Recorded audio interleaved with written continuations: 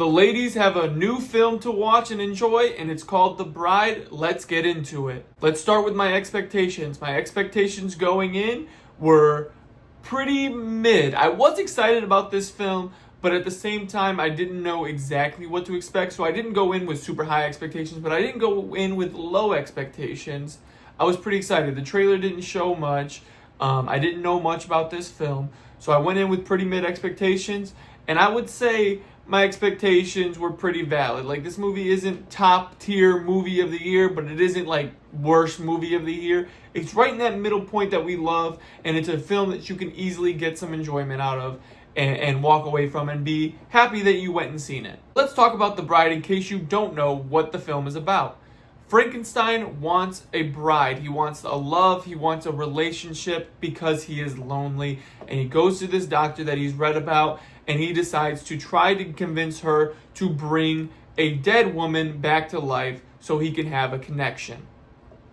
And the film goes off from there. Like, they build this relationship, they build this friendship, and it is a very interesting story from there. Now, if you're a horror fan, I don't want to say this movie is exactly for you because it's not really a horror film. There's not much horror in it. As I said at the beginning of the video, this movie is for the ladies. There are tones of feminism, there are tones of misogyny, there's love, there's hate. There's a lot of tones in here that are very fleshed out and very well done. And love and misogyny and feminism those are like the three big ones in this film. This film is set in old-time Chicago where the mob is rampant, police corruption is rampant, and misogyny is like at an all-time high. The film has like a focus of like these detectives, but also obviously on the bride and Frankenstein. But this detective who's trying to be a woman, nobody's taking her seriously because she's a woman. And then the bride, because she's trying to blend in as a normal woman, and then so people don't see her as a monster.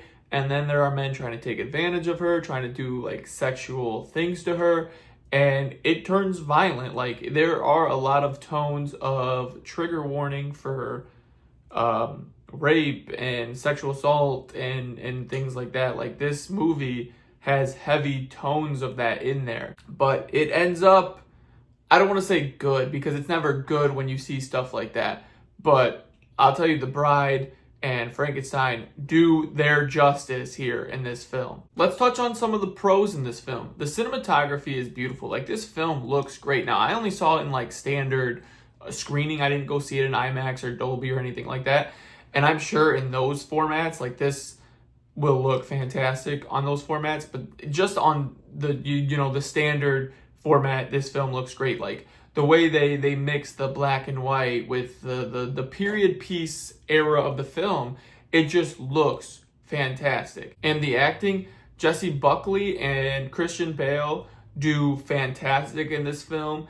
And then even like the detectives and the doctor and the people who play those characters do absolutely fantastic. Like, the acting on this film is like on par, fantastic throughout the entire film. And I mean, even some of the gore and the visuals and the makeup looks great in this film as well. And the pacing is pretty good. Like, there are a couple scenes where they run a little bit long, but other than that, like, every scene feels like it's in a good place where like the story doesn't make sense. Like, every scene has its place. Just like I said, the only thing that I could complain about pacing wise is that some scenes run a little bit long. Now let's touch on the cons. Now, if you guys do check out my letterbox, it's in the link in the description. The film is already getting mixed reviews because the story is definitely not going to be for everybody, because I see a lot of the reviews that aren't as good being like, oh, well, it's not an exact representation of Mary Shelley's Frankenstein.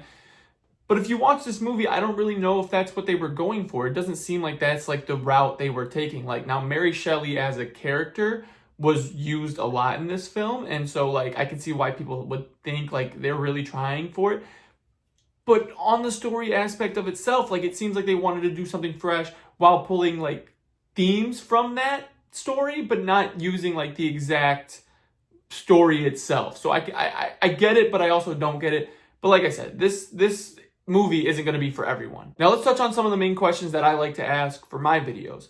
Did the cast look like they had fun? I think that Jessie Buckley and Christian Bale looked like they had a blast bringing these characters to life. Like there were so many scenes in this where like, and maybe I'm wrong, but like when you look at this film, you see like it seems like they have genuine laughter. Like it's not just the character, like it is some genuine laughter because they're just like really getting into these characters and really just having fun with it. So just based off some of the acting in itself, like it looks like they're just having a blast bringing these characters to life.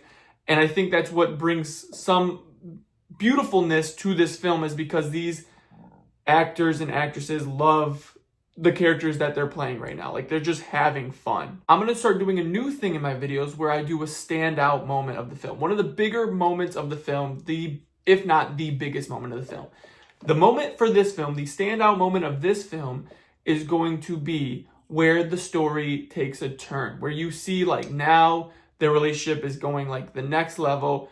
This story is going to go somewhere way farther than you were expecting. And that is one of the first scenes. They go out and they're having a blast at the bar, and these two guys start trying to do sexually explicit things to the bride. She's not vibing with it, and Frankenstein's trying to keep his cool, and then he just pulls her out of the building. They follow, and bam!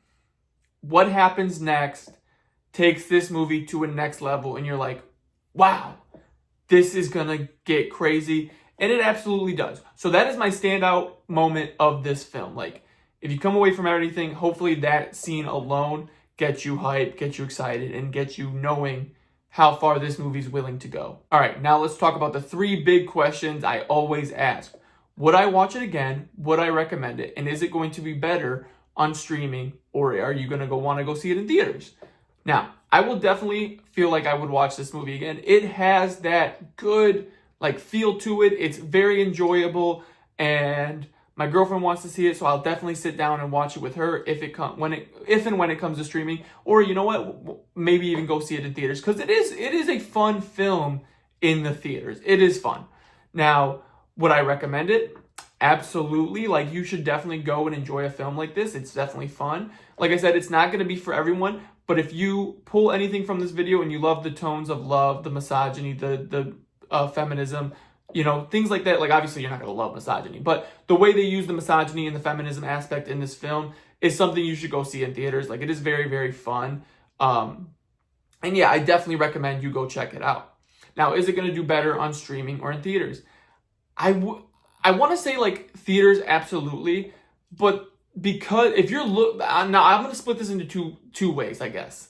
Like, I usually don't do this, but I think I'm going to split this into 2 things. Now, if you're looking for an exact representation of Mary Shelley's Frankenstein, and that's what you think you're going to get here, and you're going to go to the theater to watch it, don't just wait till streaming. If you're looking to just have fun and you enjoy some of the themes that I talked about in the tones and the sets and stuff like that, then go, because it is a fun film.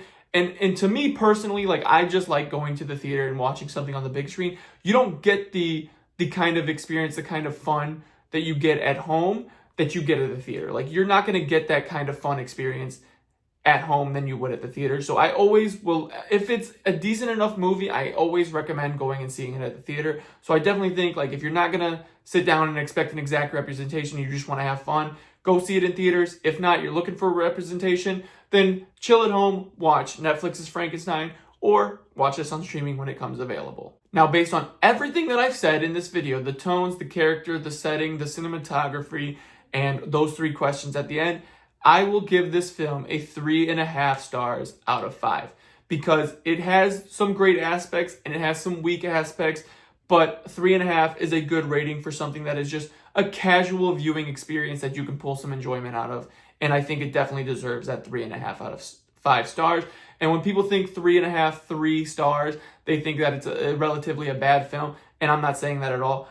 To me, 3.5 is like a very like decent movie where I know I'm going to get some enjoyment. Like, even 50% on Rotten Tomatoes, people say like, oh, I don't want to see that. It's 50% on Rotten Tomatoes. That to me is like, it's decent enough where I can pull some enjoyment. And some of those are like sleeper picks that you can enjoy. And like, I'm not saying that this is necessarily going to be a sleeper pick, but 3.5 stars out of 5 is definitely, like I said, something you could sit down and get some enjoyment out of. And there are a lot of fun elements in this film. with that being said, guys, I will see you in the next video on Sunday when I go see Dolly. It's the new Shudder film. I can't wait to go see it. Check out my links below, especially my letterbox, and I'll see you guys in the next movie review on Sunday. Peace.